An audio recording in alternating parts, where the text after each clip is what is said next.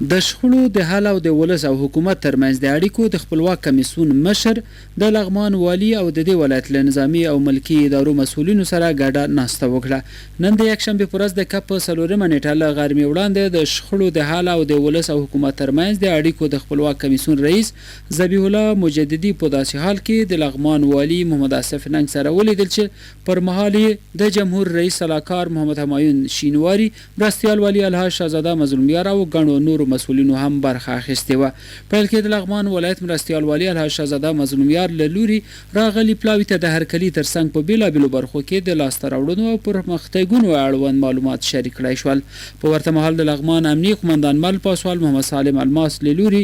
د مرکز او ولسوالیو په کچه د دې ولایت امنیتي وضعیت لنډ تشریح، لاسته راوړنې او نور اړوندو کې معلومات وړاندې شول. هغه وایي لغمان کې ورځ تر بلې امنیتي ساحه پراخیږي، د دښمن د لسګونو شومو موخو مخنیوی کړي او په ګڼ شمېر عدلي او قضایي ارګانونو ته ورپېژندلې دي.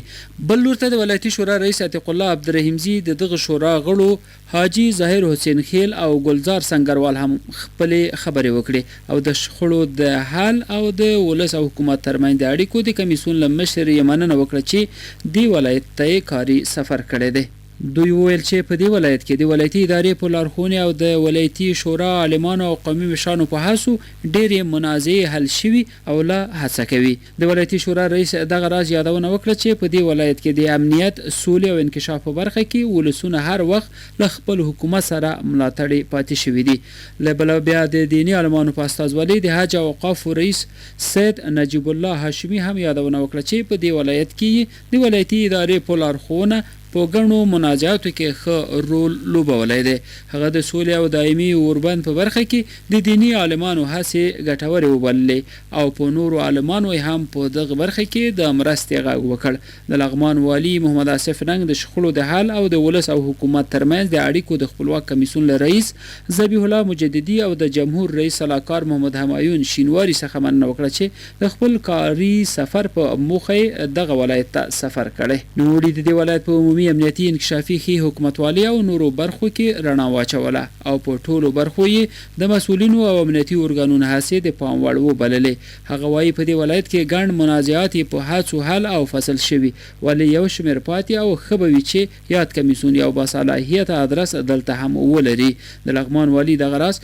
د تاوتریخوالي د کمېدو د ونې یادونه هم وکړه چې ټول امنیتي مسؤلین د مرکز څخه رالېږل شوي هدایت پلي کوي او ژمنتیا ورته لري. په پای کې د شخړو د حل او د ولس او حکومت ترمنځ د اړیکو د خپلواک کمیسیون رئیس ذبیح الله مجددي له لوري په امنیت، سولې، انکشاف او ښې حکومتوالۍ کې د لغمان د والي د هڅو ستاینه وکړه او د دوام غوښتونکی شو.